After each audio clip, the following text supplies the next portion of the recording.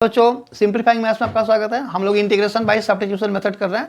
तो अगर तुम सिर्फ एक्स क्यूब को टी पुट करोगे तो 2 बार तुम्हें सब्स्टिट्यूशन करनी पड़ेगी, और अगर तुम डायरेक्टली देखो कॉस के बाद ये सारा टर्म है वो भी तो चेन बना रहा है, इसमें ई भी है, तो अगर तुम इस पूरे चीज को कॉस के बाद ब्रैकेट के अंदर जो भी एंगल की जगह पे है उस पूरे को अगर टी पुट कर दोगे ना तो एक ही स्टेप यानी कि एक ही बार के सब्स्टिट्यूशन में ये पूरा सेट हो जाएगा। कैसे?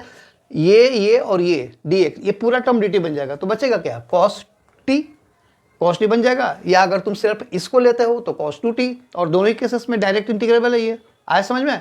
तो मैं अब तो समझा दिया, तो अब मैं सिर्फ इनको मतलब डायरेक्टली मैं पुट कर रहा हूँ, यानी कि 1 स्टेप वाला जो है मैं वो कर रहा हूँ। ठीक है, सो पुट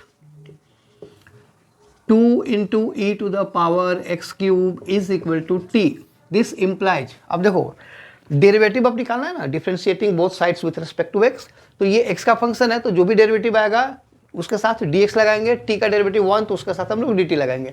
अब इसमें जो तुम डेरिवेटिव निकालोगे तो ये तो देखो चेन का फॉर्म है ना, e to the power X cube है। तो चेन कैसे निकालते हैं? पहले तो 2 as it is, e to the power x का derivative e to the power x ही होता है, तो पहला स्टेप आ जाएगा e to the power x cube into, अब e को कवर कर दो क्योंकि x क्यूब जो है वही तो चेन बना रहा है, तो पहले e के अकॉर्डिंग, और अब e को ऐसे कवर कर दो तो क्या बचा? x cube. तो x क्यूब का डेरिवेटिव क्या हो जाएगा? 3x square dx is equal to dt। देखो तो x square e X cube, X square और ई एक्स क्यूब उसको छोड़ के जो कांस्टेंट है ना उसको शिफ्ट कर दो। ठीक है, सो ये हो जाएगा फिर, so implies X square into e to the power X cube e to the power x cube dx is equal to dt by 6। ठीक है ना, therefore I is equal to, अब देखो ये x square e X cube और dx dt by 6 हो गया ना, तो 1 by 6 को बाहर ले लो और dt तो हम बाद में लिख लेंगे। तो अब क्या बचा? cos of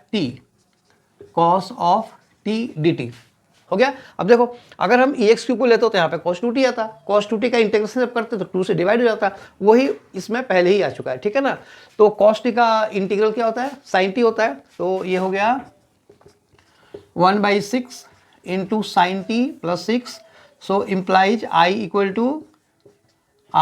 equal to 1 by 6 sine of t। देखो t किसको पुट किया था? 2 into e to the power X cube और प्लस सी। ये इसका आंसर हो गया। आई होप ये वीडियो समझ में आया। अगर आया तो इसे लाइक करो, शेयर करो और सब्सक्राइब जरूर करना। Thank you.